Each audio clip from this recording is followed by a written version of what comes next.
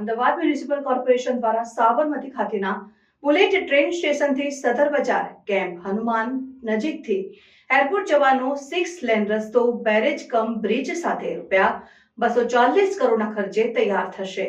આગામી સમયમાં સાબરમતીથી એરપોર્ટ વચ્ચે જવું હવે સરળ બનશે। 240 કરોડનો ખર્ચે નવો બ્રિજ અમદાવાદના નગરજનોને એરપોર્ટ જવા માટે વધુ એક નવો 6 લેન રોડ મળશે।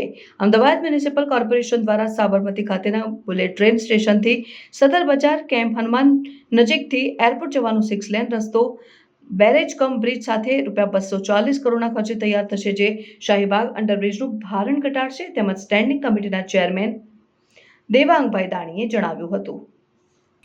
અમદાવાદ મહાનગરપાલિકા દ્વારા સાબરમતી રિવરફ્રન્ટ ફેઝ 2 અંતર્ગત બેરેજ ક્રમ બ્રિજ 240 કરોડના ખર્ચે બનવા માટે જઈ રહ્યો છે।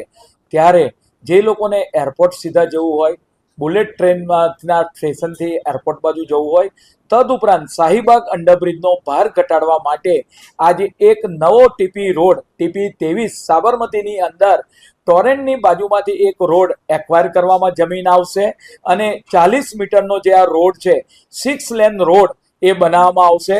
પરિણામે સાબરમતીથી સીધા જ આપણે વાત કરીએ કે સદર બજાર થઈ એરપોર્ટ રોડ કેમ્પ હનુમાનથી આગળ સીધો નીકળે। આમ આવનાર સમયગાળા દરમિયાન આ રોડ છે, આ જગ્યાનું પોઝિશન લઈ અને જે બેરેજ ક્રમ બ્રિજ બનવા માટે જઈ રહ્યો છે 240 કરોડના ખર્ચે એરપોર્ટ જવા માટે એક નવો રોડ બનશે।